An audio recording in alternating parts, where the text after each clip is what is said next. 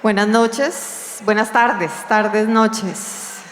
¿Cómo están todos? Qué alegría ver este público, esta plazoleta llena, haciéndole barra y viniendo a escuchar a nuestra queridísima escritora caleña vallecaucana, Pilar Quintana. Pilar, muchas gracias por estar aquí. Hola. Cata, muchas gracias por esta invitación y muchas gracias a todas ustedes y todos ustedes por haber venido a acompañarme. Bueno, hoy venimos yo creo que Pilar no necesita presentación, es una autora caleña, colombiana, reconocida internacionalmente. Esta es su sexta novela, Noche Negra, de la que venimos a hablar hoy. Y su trabajo anterior ha sido traducido a muchísimos idiomas, La Perra, que ya es un clásico de la literatura nacional. Entonces, creo que podemos entrar directamente a hablar de Noche Negra, una novela que se sucede en 4 días, en donde una mujer citadina que pertenece, digamos, siempre ha pertenecido al mundo urbano, de repente se tiene que quedar sola en una pequeña casa, que es demasiado decir casa, porque más adelante vamos a hablar de eso, en medio de la selva del Pacífico. Ella está habitando hace un tiempo ahí con su pareja, con su marido, que es un irlandés que debe viajar, y ella se queda en este espacio sola, enfrentando la bravura de la selva, ¿no? Lo indómito de la selva sola, ¿no? Yo siento que es una novela sobre la soledad de esta mujer, y aunque transcurren 4 días, ¿no? Empieza un domingo y termina un miércoles, la narradora nos va contando partes de la vida de esta mujer a lo largo de su vida. Y vamos atando cabos, digamos, en ese pasado, una chica de clase media que crece acompañada de 3 mujeres, su abuela, que es muy importante en la novela, su madre, y Emperatriz, que es una especie de empleada nana que acompaña a Rosa, así se llama la protagonista, la acompaña, digamos, pues en su vida cotidiana. Y también hay una ausencia muy importante, que es la ausencia de los hombres en esta familia, y es una ausencia que cuando terminen de leerlo, porque sé que ya lo están leyendo, se van a dar cuenta que es una constante en la vida de Rosa. Para empezar, Pilar, creo que es fundamental, muchos aquí sabemos que Pilar vivió 9 años en el Pacífico colombiano, y mucho de lo que aquí se describe en esta novela tiene que ver con esa experiencia tuya, pues, de vivir en la selva. Si quieres, Pili, arranquemos por esa parte. Cuéntanos de esa experiencia. Sí, bueno, cualquier parecido con la realidad es pura coincidencia, ¿no? Yo, como la protagonista de la novela, soy caleña, tuve un marido irlandés, me fui a un acantilado selvático en el Pacífico colombiano y construimos nuestra propia casa con nuestras manos. Y una temporada en la que me quedé sola, no fueron unos días, sino fueron 3 meses, porque a él tuvieron que hacerle una cirugía. Y creo que esa fue una experiencia muy intensa, vivir sola con mi perra, mi gata y mis gallinas en una cabaña de la selva. La casa donde yo vivía ya estaba un poco más terminada, tenía la zona donde dormíamos cerrada con puertas y ventanas, pero pues era una cabaña de madera que cualquiera podía llegar con un hacha y tumbar la puerta y estuvo, ¿verdad? Y creo que esa era una visión que me perseguía durante el tiempo que estuve ahí, la visión de alguien que entrara por la noche, ¿yo qué hacía? ¿No? Y supongo que fue una experiencia tan profundamente transformadora y tan significativa que tuve que hacerle una novela. Mira que hoy en día la gente se va a retiros de silencio, ¿no? Y están un fin de semana en silencio y no pueden tener internet, no hay televisión, no hay libros, se quedan solos con su propia cabeza. Y esta es una novela sobre eso. Ahora es una novela de ficción. Yo no soy ese personaje nació en otra época, creció en otra época, vivió en el Pacífico colombiano en otra época. Es una novela que bebe de la propia experiencia, pero es una novela donde todos los eventos son inventados. Bueno, creo que algo de lo que se logra con mucha potencia en esta novela es describir esa batalla de esta mujer contra la naturaleza. Es imposible no pensar, por ejemplo, en una vorágine, ¿no? En donde la naturaleza es indómita y es furiosa y feroz. Incluso hay una frase que me pareció muy interesante recordando a Joseph Conrad, que decía la naturaleza como espejo del salvajismo de los seres humanos, ¿no? Porque también detona eso peor que hay en los seres humanos. Y yo quisiera que ustedes oyeran de Pilar leer este pedacito de lo que significa esta lucha de esta mujer tratando de dominar la naturaleza. Está en la página 105 y... Pero espere que me toca ponerme la gafa. Ya tengo bueno. presbicia.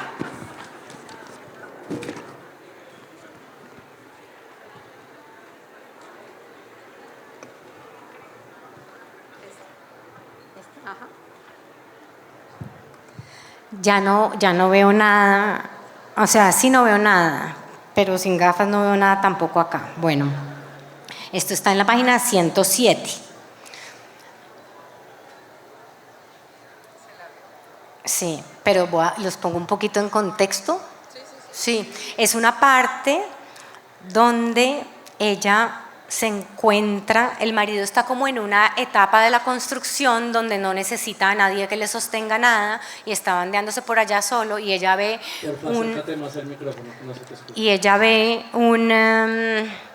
hay un cerco que no la deja llegar a un lugar del lote donde ella quiere llegar porque ella sospecha que ahí están las vistas más espectaculares a la bahía y ella quiere llegar allá, pero hay como una selva que parece un cerco terrible que no la deja avanzar.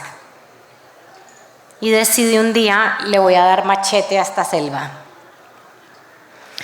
Se la vio con enemigos crueles, los rizomas del helecho aferrados a la tierra, que debía arrancar a mano limpia mientras las uñas se le llenaban de tierra y se le quebraban. Los tallos inflexibles que tras el golpe del machete quedaban como una botella despicada y la cortaban. La cortadera, una hierba alta que se le posaba en los brazos sin que lo advirtiera y de la que era imposible zafarse sin hacerse daño. Unas raspaduras largas y profundas que ardían con fiereza. Las palmas espinosas que regaban por el suelo sus hojas con las púas erectas y que al ella pisarlas le perforaban las botas y le herían las plantas de los pies. Sentía que era la selva tratando de detener su avance, la selva protegiendo su secreto. Una tarde, la astilla del tallo de un helecho recién descabezado le atravesó el dedo índice de la mano izquierda y se le quedó adentro, con los extremos sobresaliendo, como las osadas narigueras de hueso que solían llevar en algunas tribus. No pudo arrancársela con la otra mano ni con los dientes. No le dolía ni manaba la sangre. Estaba firmemente incrustada y le calzaba perfecto. Jean tuvo que usar un alicate. Al extraerla, quedó expuesta la carne por un instante blanca hasta que la sangre manó lenta y espesa como lava. Fantástico este capítulo que muestra la determinación de esta mujer de medírsele a lo que es esta inmensidad y ferocidad de la selva. Pero también Pilar es lo que va desatando esa batalla de esta mujer sola contra la selva y es la violencia que ella no sabía que ella tenía. Entonces, esta novela también nos permite ver cómo ella se enfrenta a tener que matar unos jejenes que pensamos que es como matar una hormiga o una cucaracha, algo inofensivo, pero después piensa que también hay un murciélago que la va a atacar y puede ser un vampiro que le va a chupar la sangre o que va a matar a sus animales, a sus gallinas.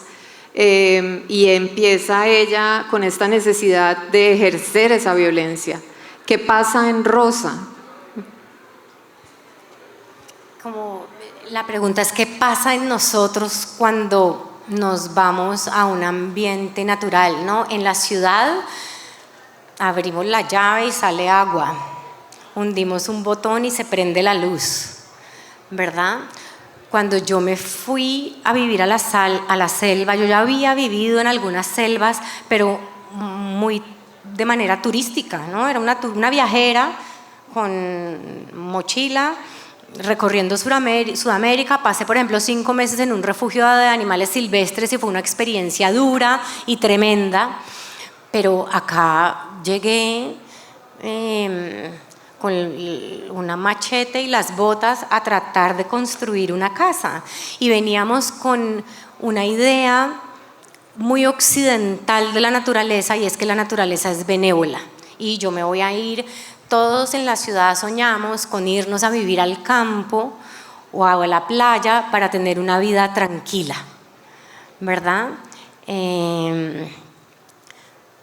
Y además, no, pues voy a ir a mis amigos los árboles, y mis amigos las matas de la selva, y mis amigos los hongos, y todos son mis amigos, y yo no vengo a contaminar, sino a vivir en armonía con la naturaleza, ¿verdad? Llevábamos 2 semanas en la selva y estábamos vueltos pedazos, ¿no? Mi exmarido se hizo una cortada y cada día esa cortada crecía y crecía hasta que se empezó a infectar, y tocó ir por antibióticos, y los primeros que le dieron en el puesto de salud no le sirvieron y tuvieron que ponerle el más fuerte para que sirviera.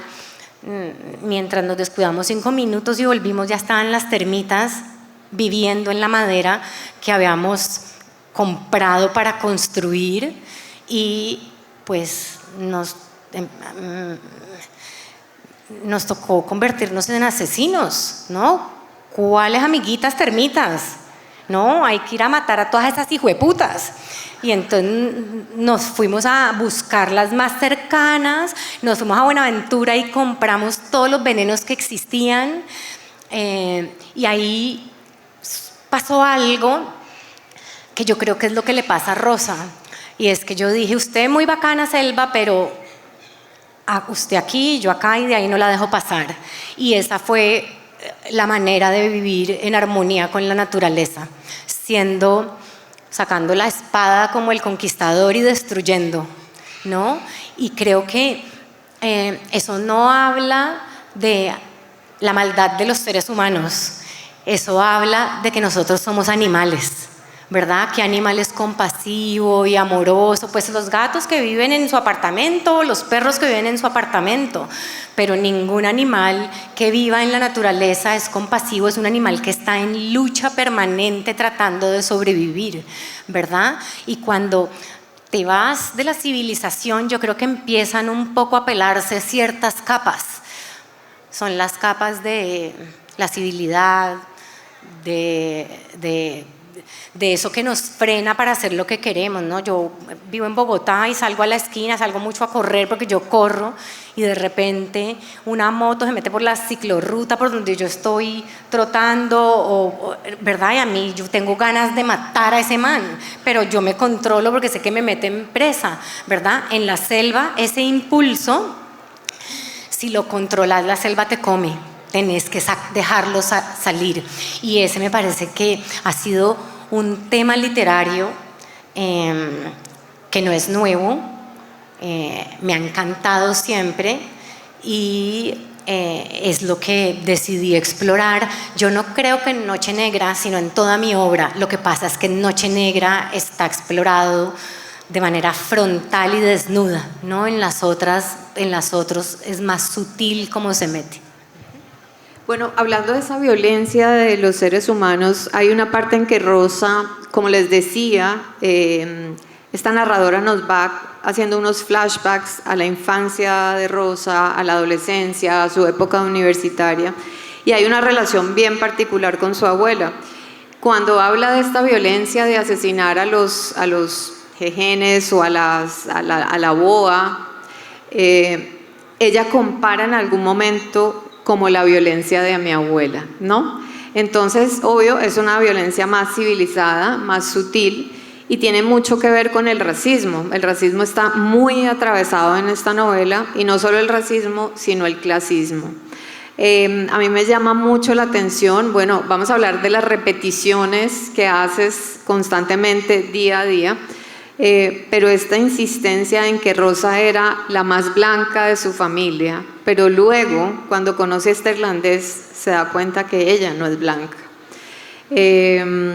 Háblanos de esa violencia de la abuela y de esa visión, digamos, de esta época. Esta es una novela que tiene lugar en los años 80, más o menos.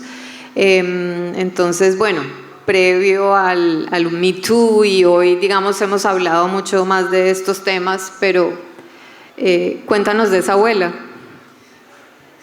Es que era una novela en la que, así como en La perra, es inevitable mirarnos como sociedad, ¿verdad? Colombia, y especialmente Cali, y especialmente toda la zona del suroccidente, es una región muy compleja, ¿verdad? Yo crecí oyendo que todos éramos mestizos y teníamos las tres sangres, la española, la negra y la indígena, y que todos éramos iguales, ¿verdad? Y es verdad que somos mestizos, pero es mentira que todos somos iguales, ¿verdad? No es lo mismo nacer siendo una mestiza blanca de Santa Teresita a una mestiza negra de Agua Blanca, ¿verdad? O de Juan Chaco, o de Buenaventura. Es completamente diferente, ¿verdad? Cali es una ciudad con muy poca movilidad social, y nosotros no hemos hablado sobre nuestro propio clasismo y nuestro propio racismo, porque como nuestra música, nuestra comida, la mayoría de la población es negra, sentimos que lo hemos incorporado y que todo está magnífico. Pero bien lo vimos en el estallido social, ¿no? Como fue la única ciudad de Colombia donde salió la gente de bien en las camionetas. Es que no salieron a decirles que se devolvieran, que hubiera sido terrible si solo hubieran hecho eso. Salieron a dispararles a los indígenas. Yo recuerdo El País de Cali tituló "Indígenas arremeten contra ciudadanos". Ese titular, yo no puedo explicar de cuántas maneras está mal, ¿no? Primero, asume que los indígenas no son ciudadanos, ¿verdad? Y segundo, está mirando la realidad desde un lugar, ¿no? Que como periodistas quizás tienen una responsabilidad de contar las dos historias. Rosa nació en 1941, la mamá de Rosa es una señora mucho más vieja que dice cosas racistas abiertamente, como yo las oía en mi casa de niña, ¿no? Mi abuela decía las cosas racistas más terribles. Quizás mi mamá y mis tías menos, y yo me sentía muy superior a ellas porque yo señalaba el racismo de ellas y el de mi abuela, hasta que llegué a vivir al Pacífico colombiano, a una población de pescadores negros, donde me veían como una blanca, ¿verdad? Claro, en Estados Unidos me habían dicho que yo era negra y yo, bueno, listo, si usted lo dice, pero allá yo era la gringa. ¿Ah? Nos decían los gringos y yo era la gringa, ¿verdad? Y mi abuela decía, los negros son ladrones, literalmente, y a mí me parece una frase terrible, ¿verdad? Y un día a mí me pasó lo que a Rosa, y por eso está narrado ahí. Veníamos de ladrilleros caminando y venían dos hombres hacia nosotros, y yo dije, jueputa, nos van a robar. Cuando se acercaron eran dos amigos entrañables de Juan Chaco, y yo dije, yo tengo naturalizado el racismo de mi abuela, solo que yo lo disimulo mejor que ella. Pero yo también pienso que los negros son ladrones, ¿no? Y entendí cómo crecemos en una sociedad absolutamente machista, clasista y racista, y que no lo hemos reconocido ni lo hemos mirado. Y yo creo que la literatura es un buen lugar para hacerlo, ¿no? Para poner en escena nuestros lugares oscuros.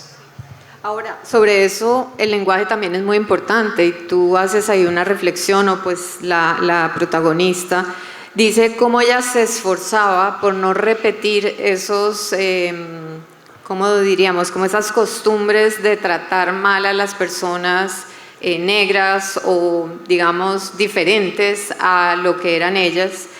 Pero también esa era una forma de racismo, ¿no? Ella entiende que esa condescendencia o ese trato especial, en realidad lo que estaba haciendo era reforzar ese racismo también. Sí, o sea, no se va a acabar el machismo, el racismo ni el clasismo hasta que no veamos al otro como ser humano, complejo, ¿no? Mira, salgámonos del racismo y hablemos de algo que me pasa a mí como mujer y como autora. A mí invariablemente en casi todas las entrevistas, Catalina no lo va a hacer y muchas mujeres no lo van a hacer, pero generalmente, incluso mujeres, pero sobre todo hombres, me preguntan tus personajes femeninos y cómo se relaciona eso con el ser mujer. Y cuéntanos de tus personajes femeninos. A mi amigo Antonio y a mi amigo Ricardo, nunca, yo además voy y les pregunto, nunca les han preguntado: háblanos de tus personajes masculinos y de tu masculinidad, cómo la retratas en tus libros. Y yo creo que ahí hay una idea del patriarcado donde pone a la mujer, ella puede hablar de la feminidad, del ser mujer, ella solo puede representar a su género. En cambio, el hombre representa a la humanidad entera, ¿verdad? Y es una lucha para mí constante en las entrevistas porque ya va siendo hora de que vean el trabajo de las mujeres como un trabajo de un ser humano, ¿no? No que todo el tiempo tengas que estarte explicando como mujer, ni diciendo mis personajes femeninos representan a las mujeres, representan a la humanidad, huevones. Lo mismo que los personajes de los hombres. Bueno, hablemos del machismo. Es un tema inevitable en esta novela. Y bueno, ustedes ven que la portada es hermosísima. Es un ojo espiando detrás de esta frondosa selva. Y hay un pedacito que les voy a leer. Uno se lo lee todo, de principio a fin, con mucho susto, mucho miedo. Esa era la idea. Y dice: los siente agazapados, quizás por los arbustos de las uvas o por el lado opuesto, por el trapichero, unos ojos indetectables entre la vegetación y las sombras, los ojos del ingeniero, de Nato, de ellos dos confabulados o de los cuatro, junto con Rodrigo y don Israel, sus enemigos. No hay mujeres en este espacio en el que ella está, solo hay 4 hombres y estos 4 hombres cambian por completo la actitud una vez Jean, el irlandés, se va. Ellos prometen a su marido: la vamos a cuidar, pero la actitud es completamente diferente cuando él se va y está Rosa sola. Y esto me hace pensar en que muchísimas generaciones de mujeres hemos crecido con ese susto de estar solas cuando hay hombres relativamente desconocidos, porque tampoco sabe quiénes son y son sus vecinos, pero no mucho más allá. Y creo que logras de una manera muy potente demostrar ese miedo que a lo largo de nuestras vidas hemos sentido en diferentes situaciones. Mira que escribiendo esta novela tenía yo la sensación de que las mujeres vivimos como presas. Y por presas me refiero como un impala en la selva africana que sabe que es presa de las leonas, ¿verdad? Y es un animal que está en permanente estado de alerta. Nosotras estamos alerta caminando por la calle. Si viene un hombre detrás, inmediatamente decimos, me voy a meter a un banco, me voy a cambiar de acera, ¿verdad? En el transporte público, cuando estamos de vacaciones, en nuestras propias casas, el lugar donde una mujer es más abusada es su propia casa, ¿verdad? Y creo que todas crecemos en estado de alerta frente a las posibles amenazas, ¿no? En las fiestas con las amigas uno decía, ahí viene el tipo, vení, conversame y hagámonos las locas para que no me saque a bailar, porque era un acosador, ¿verdad? Y eso, con eso crecemos. Y a Rosa no le está pasando porque esté en la selva, le está pasando porque es mujer, ¿no? El mes pasado conversé con varias editoras y editores de Estados Unidos y del Reino Unido y todas me decían, retrataste lo que sentimos todas las mujeres, ¿no? No lo sentimos las mujeres sudamericanas, las sentimos las mujeres en Londres, lo sentimos las mujeres en Nueva York y eso nos atraviesa. Bueno, hoy en día se ha popularizado mucho entre las mujeres y sobre todo en las mujeres jóvenes y sobre todo ahora que tenemos tanta tecnología, en que mujeres que salen solas crean unas redes de apoyo y entonces salen a la rumba y apenas llegan, avisan ya llegué o comparten su ruta del Uber. Hay sistemas de comunicarse para crear alertas. Obviamente en este contexto no existe tecnología, no hay nada de esto, pero sí me tengo una curiosidad. ¿Por qué no hay esas redes de otras mujeres en este espacio? ¿Por qué esa decisión de no buscar, digamos, que hubiese una red por ahí? Por ejemplo, la esposa de Israel, que la mencionan pero nunca aparece. ¿Qué piensas? ¿A qué obedece como esa decisión tuya? Porque ahí no habría habido novela. Si hubiera tenido una amiga, la amiga viene a vivir con ella y entre las dos matamos a estos hijueputas juntas fresca. Mi amor, aquí las dos sobrevivimos, ¿no? Entonces a mí me tocó remover a la esposa de don Israel, ¿no? Yo la tenía al principio y dije, no, me toca sacar a esta vieja de aquí porque se me daña la novela. No, ella tenía que estar allá sola. Bueno, pero ese mensaje, digamos, es bonito, ¿no? Porque es como lo que históricamente ha venido pasando, que han sido las mujeres que han creado estas redes muchas veces secretas y que han permitido que unas, apoyando a otras, han posibilitado esto. Pero mira que Rosa sí lo tiene durante su vida. Ella es criada por mujeres.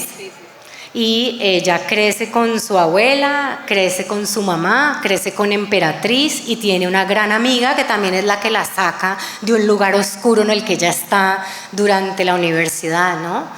Pero pilla que la noche negra para Rosa, la noche más oscura, llega cuando no tiene mujeres alrededor, cuando está sola, sin ellas. Bueno, hay otro tema que me parece muy potente que atraviesa Pilar y es el tema de la cordura. Ella a lo largo de la novela tiene visiones, muchas visiones de lo que puede pasar. Se imagina que sus 3 gallinas, 2 gallinas y un gallo, amanece y las va a encontrar, no sé, descuartizadas por una boa o por un vampiro que las ha chupado. Pero tiene visiones de muchas cosas, que le roban su plata, que el jején acaba con la casa, que ha llegado Nato y ha acabado con el árbol que ella no quiere tumbar. Y es digamos, como algo muy introspectivo de ella, como que esa soledad la vuelca hacia pensamientos, digamos, catastróficos, terribles.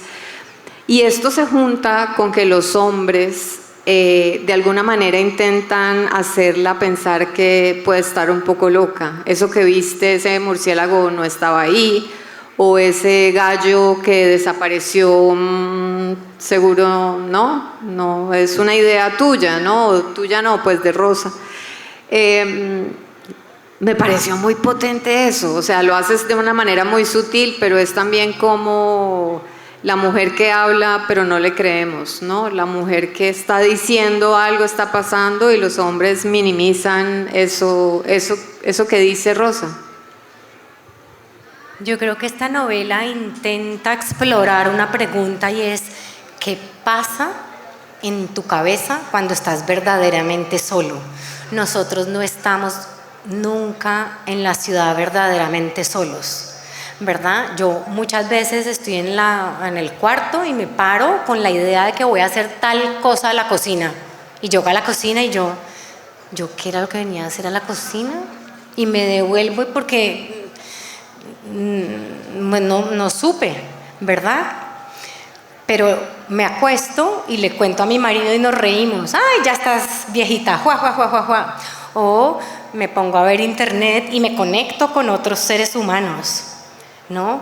Rosa está en Huanchaco en 1980, cuando no había, bueno, no Huanchaco, en ese pueblo en el Pacífico colombiano en 1980, cuando no había luz eléctrica, no tiene radio, no tiene espejos en la casa, no tiene reloj, no hay silencio, pero sí hay silencio. No hay silencio porque la selva y el mar siempre están sonando, pero estos son sonidos que no te desconectan y que no te llevan a sentirte como conectado con otros seres humanos. Ese es tu propio sonido porque es el sonido de la naturaleza. Ese también es tu sonido interno, ¿no? Y un poco ahí en la novela queda establecido. Ya hay un momento en que dice, este ruido que estoy oyendo es el zumbido que tengo dentro de mis oídos o es la selva. Ella empieza a confundirlos, ¿no?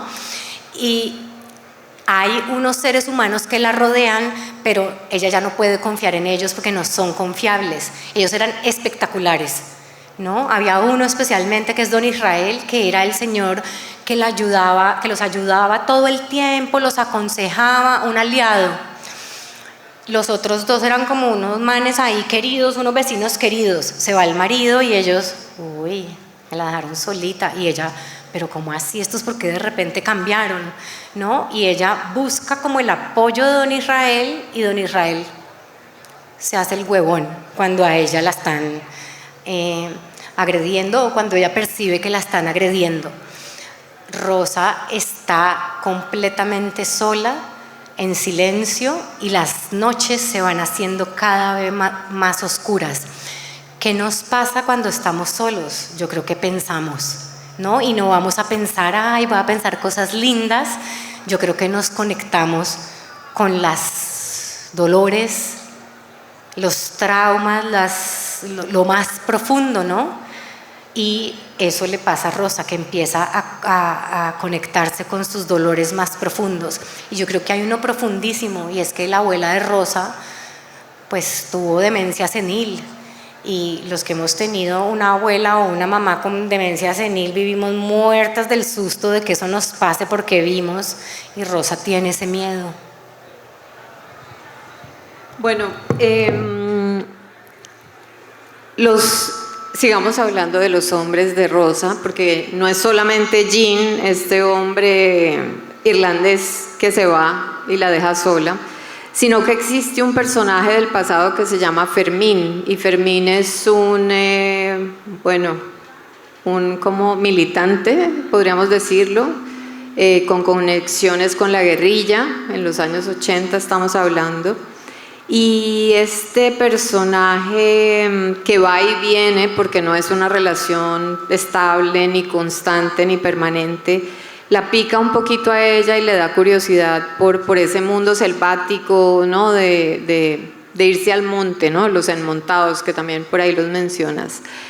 Pero también me hace pensar que Rosa tiene una relación interesante con los hombres y hace como una especie de ruptura, porque no es una relación estable y a ella no le importa. O sea, ella sí lo sufre, pero no le importa, es como que acepta esas condiciones de que él vaya y vuelva.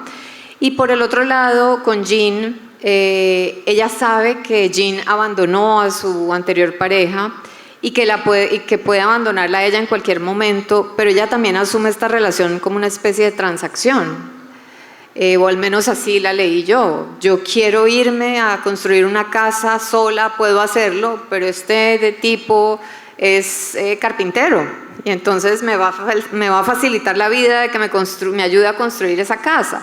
Entonces, en cierto sentido, y años 80, pienso que es interesante esa posición de una Rosa que se abrió camino sola. Bueno, hay cosas que no podemos contar porque les hacemos spoiler, pero ella es universitaria y es socia de una agencia de publicidad y luego se convierte, sí, pues en socia y tiene los medios. Y se va, pero dice, pues con este me va a ir mejor porque me va a facilitar el trabajo. Entonces esa forma de ver ella las relaciones me parece interesante, porque no es como la historia clásica de que de pronto hubiera pasado en los 80s. Sí, Rosa es una mujer que desafía el lugar social que le tocó y los roles que se le asignaron porque era mujer, ¿no? Ella hace eso. Es una mujer tremendamente valiente, ¿no? Que estudia en una época en que quizás las mujeres más bien se dedicaban a la familia, se casaban y tenían hijos, digamos. Su profesión, asciende en su profesión, ¿no? Se hace socia y no tiene miedo de traicionar a la persona, digamos, que le tendió la mano para su propio beneficio. Es una vieja, una berraca, ¿no? Es la que tiene la plata. El marido es un carpintero, hay un viajero, pero ella es la que tiene la plata. Ella es la jefa.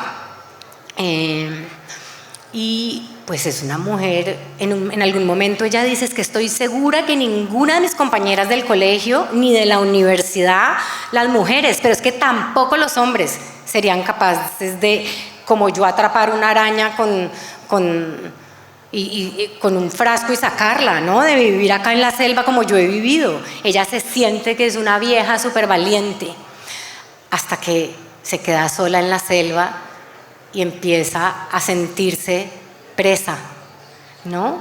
Empieza a sentirse, no voy a poder sola, o sea, ¿cómo hago para defenderme de todas estas amenazas? Y yo creo que ese es un golpe duro y una sensación de fracaso muy fuerte, donde ella se da cuenta, de repente yo no soy tan fuerte, sino soy fuerte, pero también soy débil y vulnerable, ¿no? Y es una sensación, creo que esa es la sensación que se plantea al principio, la vulnerabilidad de nosotras las mujeres fuertes, porque casi todas lo somos. Y me gusta mucho en los personajes explorar siempre esa contradicción, ¿no? Ver que el personaje fuerte tiene su corazoncito, o flaquea en este caso, sí. Bueno, no sé cuánto tiempo tengamos, quiero hacer una pregunta más y también dar la palabra a nuestro público para que hagan preguntas, y es el tema de la atmósfera. Yo creo que uno de los aciertos de esta novela consiste en la repetición de todo lo que hace Rosa día a día. Uno empieza a leerlo y en algún momento abruma, molesta, incomoda, lavar los platos, sacar los desechos, barrer, ir por el agua, bajar a la acequia a lavar la ropa, bañarse. Y yo me preguntaba, yo decía, esto me está desesperando. Y yo creo que un poco era intencional eso de romantizamos la vida en el campo o en la selva, pero es absolutamente abrumador, ¿no? Revisar el libro, que la plata esté, los plásticos, subirlos, bajarlos, el jején, untarme el aceite, el repelente. Es una atmósfera casi pesadillesca, ¿no? Entonces, pues no sé, así lo leí yo y creo que era porque esta repetición hace que uno se sienta asfixiado y la misma Rosa al final se quiebra, ¿no? Dice casi que no puedo más. Sí, es muy pesadillesco eso, ¿no? Y fue difícil construir esa novela porque eran 4 días donde en realidad la personaje estaba lavando platos, barriendo, y uno siempre escribe en medio de las dudas, y yo le decía a Eduardo, mi marido, no, es que yo no sé si esta novela funciona, y él, ¿por qué? Yo le dije, porque es que esta señora la pasa lavando platos. Y él todo querido me decía, no, pero venga, léame. Me dice, uy, no, qué susto, está miedosísima. Y claro, me daba ánimos para que siguiera. Pero sí es un poco esa sensación, como esa película de un día que se repite, que el man se despierta y todos los días es el mismo día. Ajá, sí, esas historias a mí me gustan y yo supongo que este fue mi intento por hacer esa novela. Sí, ahora lo que yo traté de hacer es que cada vez se enrarece más, ¿no? Y cada vez hay un punto de quiebre, y es que Rosa se le instala un murciélago en el patio y ella dice, pucha, este murciélago parece un vampiro. Y ella, en su vida pasada, cuando estaba como de practicante en la universidad, le tocó atender una familia del campo que llegó mordida por un murciélago vampiro y se murieron todos porque venían infectados de rabia. Entonces ella sabe lo que te puede hacer un murciélago vampiro, ¿verdad? Entonces ella tiene mucho susto y ella dice, pucha. Cuando llega don Israel, ella le dice, don Israel, venga, es que se me instaló un murciélago, venga y lo ve. Y van y no hay murciélago. Y yo creo que uno ahí dice, esta señora, ¿qué le está pasando? ¿Si hay murciélago o ella lo está imaginando? ¿No? Y creo que ahí es como el punto donde empieza a enrarecerse esa cotidianidad. Bueno, tengo otra, antes, perdón, y es como la cocina de la escritura. Sé que esta novela la escribiste muchas veces, hubo muchas lecturas, hubo muchos comentarios de tus editoras. ¿Cómo lograste llegar a esta versión? ¿Qué tanto pasó? Ahí nos tiraste el cuento de que habías quitado a la esposa de Israel. ¿Qué tantos elementos tuviste que eliminar para que quedara en esta última versión? Bueno, lo primero fue la investigación, que fue larga, y la hice durante la promoción del premio Alfaguara. Uno no puede escribir porque eso es muchos eventos, muchas entrevistas, y entonces yo me dedicaba en los poquitos tiempos que tenía a leer. ¿Por qué tuve que hacer tanta investigación? De la selva no tanto, porque la conocía, y durante los 9 años que viví allá me dediqué a clasificar la flora y la fauna y a conocer esa selva, y yo tenía eso fresquito. Pero yo nací en 1972 y Rosa en el 41, y Rosa estudió en los 60 en la universidad, ¿verdad? Y el movimiento guerrillero, allá le tocó cuando el movimiento guerrillero surgió en Colombia, ¿no? Cuando cambió la violencia y se volvió el movimiento guerrillero, cuando se fundaron las FARC, y yo no conocía gente de esa generación, ¿no? Mi papá es 10 años mayor que Rosa, mi mamá 10 años menor, además es una gente que nunca iba a ir a tirar piedra en la universidad, ¿no? Entonces yo tuve 2 amigos muy importantes. Uno fue Arturo Alape, ¿no? Que él perteneció a esa generación, era caleño, y me lo leí todo, su ficción y su no ficción, y les recomiendo mucho un libro que se llama La paz, la violencia, testigos de excepción, que es la historia de la violencia en Colombia, y que creo que debía ser un libro de lectura obligada, como para entender qué nos había pasado y cómo nos había pasado en la época a la que yo no asistí, digamos, y no conocí. Y ese fue me leí los libros de todos los guerrilleros, ¿no? Como para entender ese pensamiento, y esa fue una investigación larga. Al mismo tiempo iba planeando los eventos de la historia.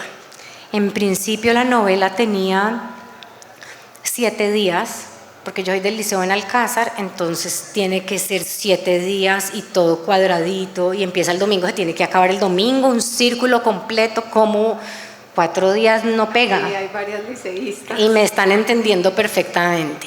Entonces tenía que ser así, de 7 días, todo cuadriculado, y ya me sentí lista ya se acabó esa promoción.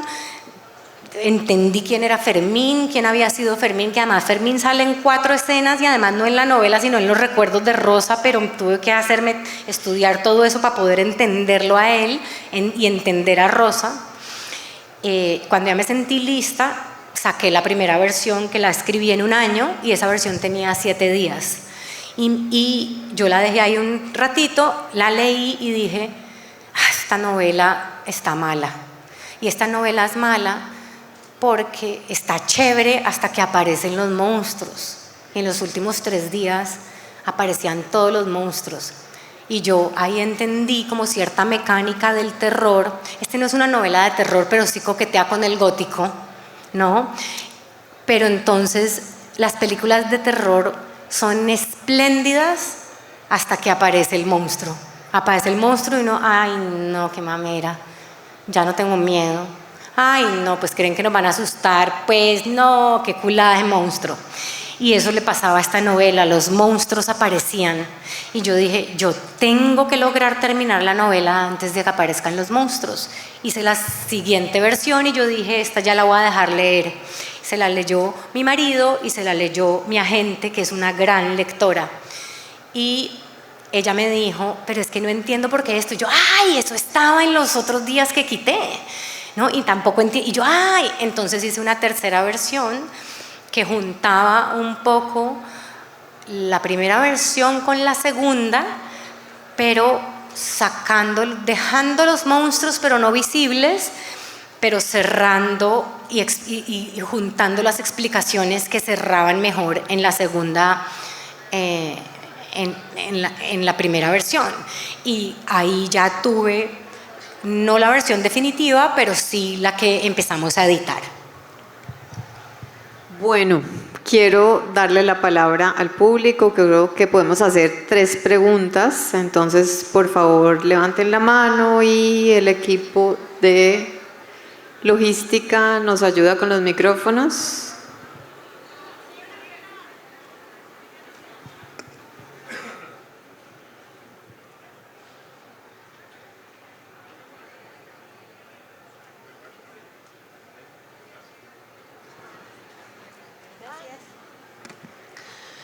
Ay. Hola, gracias Pilar, soy una fanática de tus libros, de La Perra, Los Abismos, coleccionista de polvos raros y este también. Y quería preguntarte justamente por lo que mencionaste ahorita, que tuviste que investigar sobre el contexto de Rosa. ¿Por qué decidiste que ella naciera en esa época o que fuese de esa época? Bueno, es que yo no lo decidí, ella nació en esa época, pilla que Noche Negra pertenece a un universo literario que es el mismo de La Perra. La protagonista de La Perra se llama Damaris y ella trabaja en una casa de una familia de Bogotá. Pero también va y cuida una casa que ella camina, sale de esa propiedad y llega a esa casa. Y esa casa está abandonada porque los dueños ya no viven allá, ¿no? Los dueños de esa casa, a los que han leído La Perra, se llaman Rosa y Jean. Y esta novela cuenta muchos años antes, cuando ellos llegaron a construir esa casa que Rosa cuida, ¿verdad? Hay un cuento en una antología de cuento colombiano que se llama Puñalada Trapera, que se llama La rumba son palo muerdo. En La Perra nosotros aprendemos que Jean está muerto y Rosa está en un lugar que no les voy a decir cuál es, para obligarlos a los que no se han leído La Perra que la lean, y los que ya la leyeron que la relean. Y en ese cuento, que fue lo primero que yo escribí antes de La Perra, que fue lo primero que escribí de ese universo, es la historia de cómo muere Jean. Y el misterio que se plantea en La Perra está resuelto en ese cuento. Hay otro cuento que se llama Jardín Secreto, que imagínense que en China La Perra les pareció que era muy corta y que eso no era una novela sino un cuento, y allá se llama La Perra y otros cuentos, y salió con unos cuentos que algunos ya están publicados, como La rumba son palo muerdo, como Huesos y pelo, que también pasa en ese mismo universo.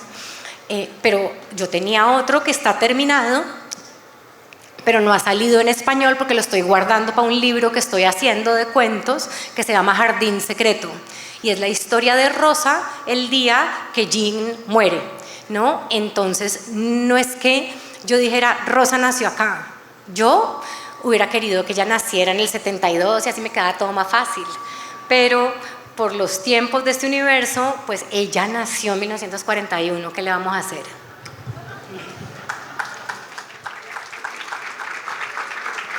¿Otra pregunta? Por aquí. Por acá, por la ventana. Bueno, tengo el privilegio de verte de nuevo en menos de un mes. Por aquí tengo el libro firmado por ti y ya tuve la posibilidad de leerlo. Y hay algo que me causa mucha curiosidad y es el tema de cómo se le empieza a ir la voz a Rosa al no ser utilizada. Esa por un lado. Y dos, la relación compleja que tiene con su padre. O sea, cómo tiene que adelantar uno tanto en el libro para descubrir ciertas cosas, ¿cierto? Y cómo esa primera relación con un hombre, la segunda que es con Fermín, definen como sus patrones de comportamiento, su desconfianza en las relaciones posteriores que tiene con el resto de hombres, incluyendo los que vienen de la selva. Y ya como opinión personal, de todos los hombres con los que convivió, el que más como miedo o suspenso o desconfianza me generó fue Nato. Uy, revísate.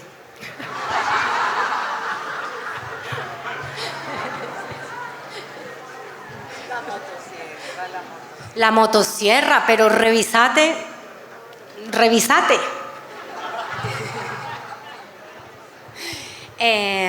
Gracias. La de la voz. Gracias, sí, la de la voz, sí. Ella empieza, pues pasan el tiempo, no son los días porque pasan solo 4 días, pero ya no oye su voz y de repente tiene que hablar y le sale ronca y esa voz empieza a parecerse a una voz del pasado que ella escuchó en un momento, ¿no? Creo que ahí hay como unos juegos con cómo funciona la memoria, cómo recordamos. Y por ahí es, no quiero decir mucho sobre la relación con los hombres porque no quiero hacer spoiler. Bueno, y una más. ¿Alguien más?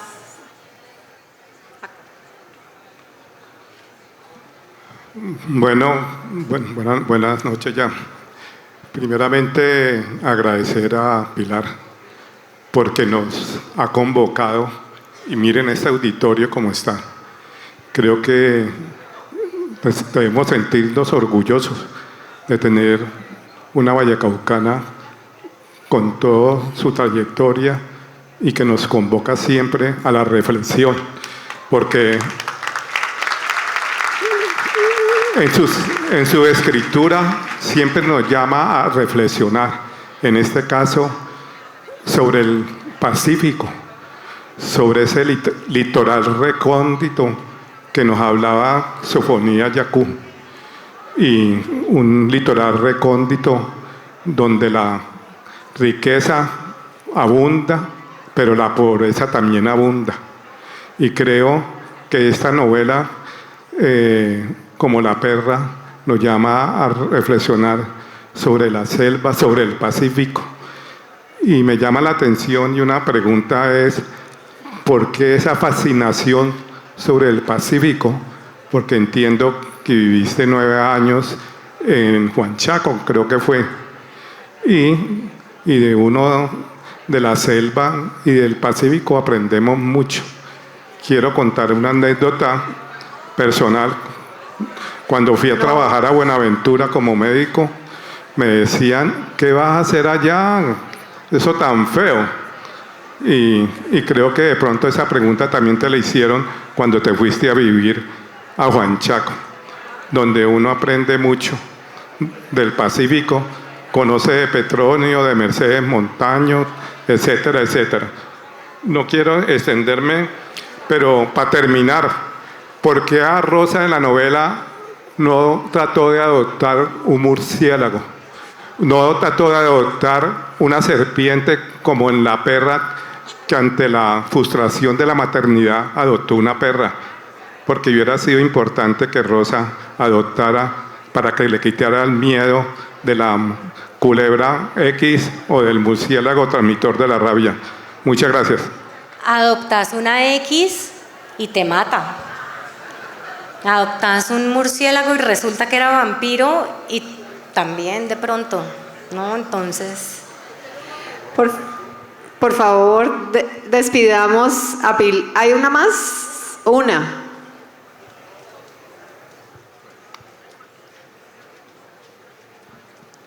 Buenas. Voy a ser muy breve.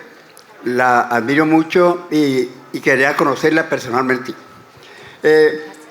Yo leí Los Abismos, donde creo no estar errado. Usted narra la relación, o el personaje por lo menos, una mala relación con la madre. Es un libro, digamos, que le sirvió de catarsis, como de terapia, o es solo ficción. Muchas gracias y felicitaciones, y gracias. Bueno. Y felicitaciones a la Feria del Libro por haberla traído. Una última pregunta, Aura Lucía Mera está aquí adelante, por favor le pasamos el micrófono. Me sirvió mucho para, como mamá, entender que yo no era perfecta y que mi mamá tampoco había sido perfecta, ¿no? Que a veces sobre la maternidad se pone la carga de la perfección. Tenemos que ser la mejor mamá del mundo y no podemos porque solo somos humanas. Mira, soy Aura Lucía Mera.